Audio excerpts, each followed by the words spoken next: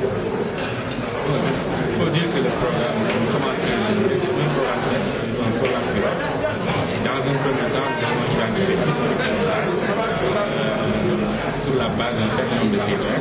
On a voulu que toutes les typologies de politique locale soient dans ce programme-là. Il s'agit qu'on ait un département, un conseil départemental, qu'on ait une commune et une ville. Alors ça, c'est le premier critère. On ait l'échantillon de typologie de politique locale. Le deuxième critère, c'est de faire en sorte que toutes les caractéristiques de politique locale y soient. C'est-à-dire une commune qui a des caractéristiques urbaines et une commune qui a des caractéristiques rurales.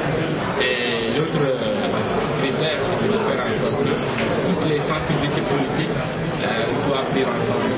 On ait des collectivités locales gérées par des acteurs qui sont et d'autres locales gérées par voilà les trois critères qui nous ont amenés à choisir les dispositions locales dans le cadre de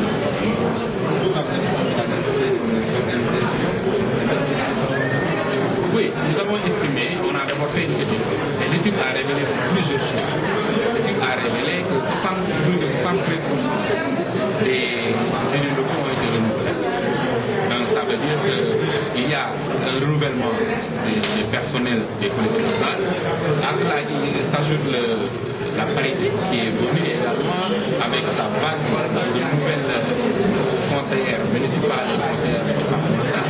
À cela s'ajoute également le nouveau code des collectivités locales avec de nouvelles dispositions dans ce code-là. Ce qui fait que même les anciens élus ont senti la nécessité d'être formés sur ces questions.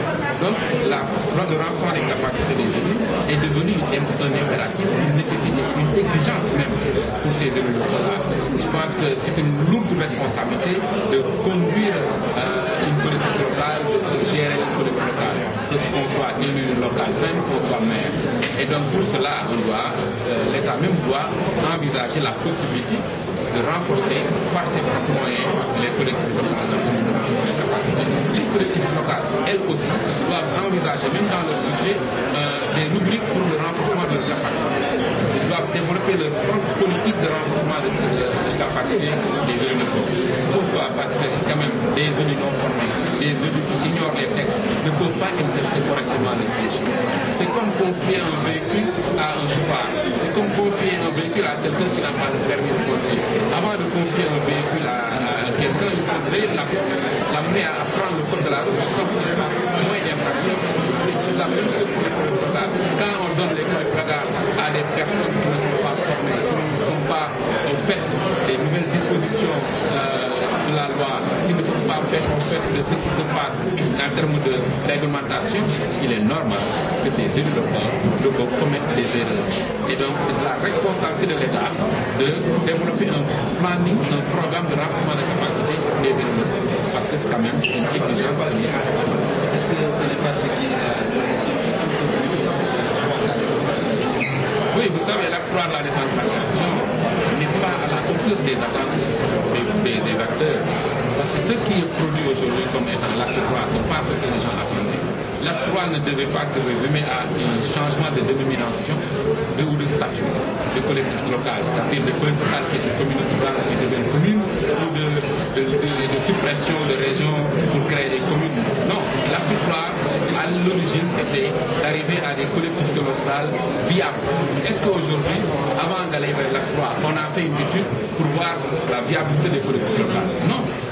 On a parlé de territoires viables, porteurs de développement, mais cette étude n'a pas été faite. Donc, ce qui veut dire que jusqu'à présent, par la 3, peut-être ce qu'on attend, peut-être la deuxième phase va pouvoir corriger ces faiblesses qu'on a notées sur ce qu'on a appelé l'acte 3. Mais l'acte 3, tel que c'est développé aujourd'hui, ce n'est rien d'autre qu'une légère modification